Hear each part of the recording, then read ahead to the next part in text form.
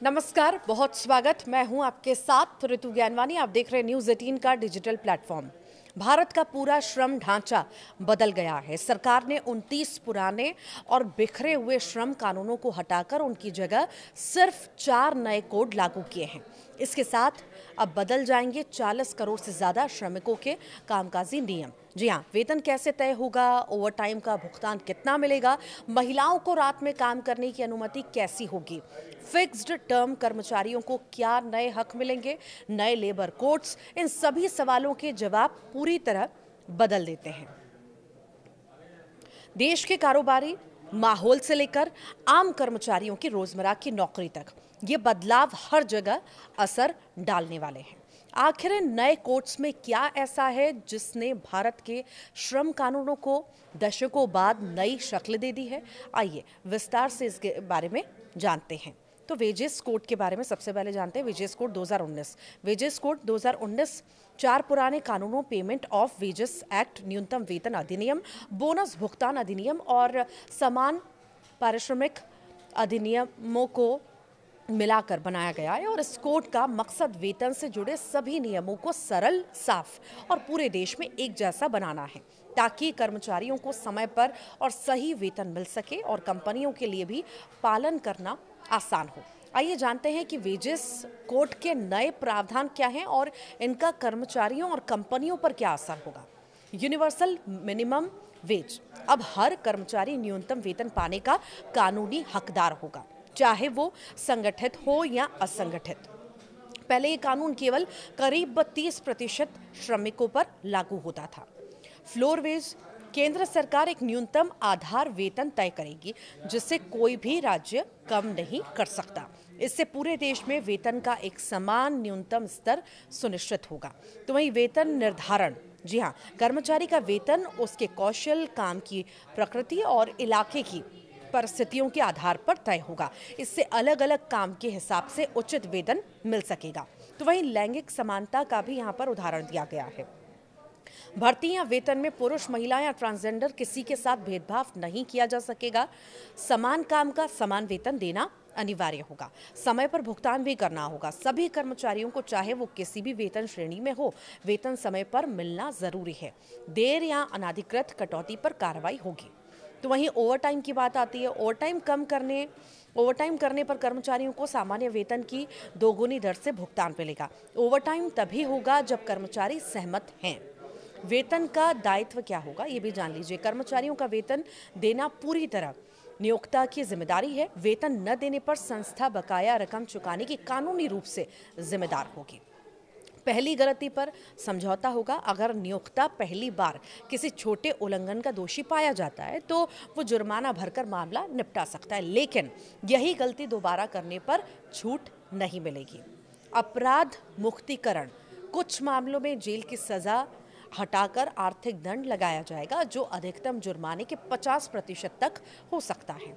इससे सजा कठोर होने के बजाय व्यवहारिक बनेगी। दूसरा, इंडस्ट्रियल रिलेशंस कोड 2020, यानी कि ये code trade union act, standing odds act और इंडस्ट्रियल डिस्प्यूट्स एक्ट को एक साथ जोड़कर बनाया गया है। इसका उद्देश्य क्या है? इसका उद्देश्य है यूनियन प्रबंधन, श्रम विवाद समाधान और नौकरी से जुड़ी शर्तों को अधिक स्पष्ट और सरल बनाना। आइए ये भी जान लेते हैं कि इसके मुख्य प्रावधान क्या क्या हैं। तो फिक्स्ड टर्म रोजगार, समयबद्ध कॉन्ट्रैक्ट पर काम करने वाले जो कर्मचारी हैं, उन कर्मचारियों को भी वेतन और सुविधाएं स्थायी कर्मचारियों जैसी ही मिलेंगी।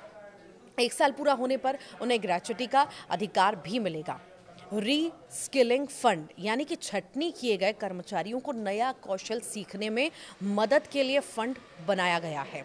इसमें हर हटाए गए कर्मचारी के लिए 15 दिन के वेतन के बराबर रकम डाली जाएगी।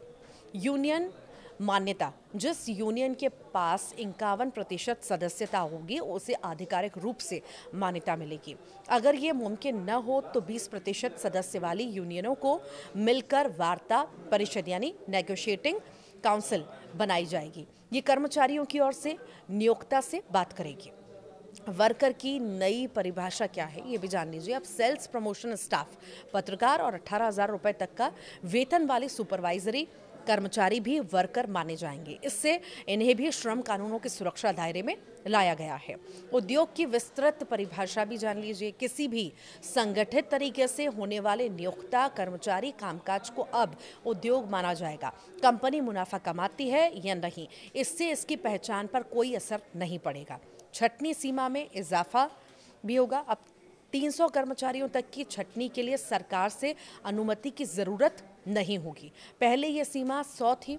राज्यों को चाहे तो इस सीमा को और बढ़ाने की भी छूट है। महिला प्रतिनिधित्व की बात भी सामने आई है। शिकायत निवारण समितियों में महिलाओं की पर्याप्त और बराबर मौजूदगी जरूरी होगी। इसका मकसद है कि शिकायतों की सुनवाई और संवेदनशील और निष्पक्ष तरीके से हो सके। वर्क फ्रॉम होम की बात भी आ जाती है, तो सर्विसेज सेक्टर की कंपनियां आपसी सहमति से कर्मचारियों को वर्क फ्रॉम होम की सुविधा दे सकती है। इससे कामकाज के लचीले तरीकों को बढ़ावा भी मिलेगा। इंडस्ट्रियल ट्राइब्यूनल की अगर हम बात करें तो विवादों का तेजी से निपटारा करने के लिए 2 सदस्यों वाला ये ट्राइब्यूनल यानी इंडस्ट्रियल ट्रिब्यूनल जो है बनाया जाएगा। इसमें एक न्यायिक सदस्य और एक प्रशासनिक सदस्य शामिल होंगे। हड़ताल पर नोटिस भी देना होगा। किसी भी हड़ताल से कम 14 दिन पहले नोटिस देना अनिवार्य किया गया है। इससे बातचीत और समाधान का समय मिल सकेगा। तो हड़ताल की परिभाषा है, अब समूह में एक साथ आकस्मिक अवकाश लेने को भी हड़ताल माना जाएगा। इसका मकसद अचानक काम रुकने जैसी स्थितियों को नियंत्रित करना है। अपराध मुक्तिकरण की बात भी सामने आई है। छोटे उल्लंघनों पर अब जेल की बजाय मौद्रिक दंड लगाया जाएगा। इससे कानूनी प्रक्रिया सरल होगी और गैर जरूरी कड़ी सजा से बचा जा सकेगा। सोशल सिक्योरिटी कोड 2020 की अगर हम बात करें, ये कोड 9 अलग अलग सामाजिक सुरक्षा कानूनों को एक ही ढांचे में जोड़ता है। इसमें ESIC, EPFO, मातृत्व लाभ, जीवन बीमा और वृद्धावस्था से जुड़ी सुविधाएं शामिल हैं, ताकि हर तरह के श्रमिक को बुनियादी सुरक्षा मिल सके। आइए इसके भी कुछ प्रावधान जान लेते हैं। तो ESIC कवरेज पूरे भारत में, अब ESIC सिर्फ चुनिंदा सूचित क्षेत्रों में नहीं बल्कि पूरे देश में लागू होगा। इससे ज़्यादा कर्मचारियों को स्वास्थ्य सुरक्षा मिलेगी। EPF जांच सीमा क्या है? EPF से जुड़ी जांच 5 साल के भीतर ही शुरू की जा सकेगी और इसे 2 साल में पूरा करना ज़रूरी है।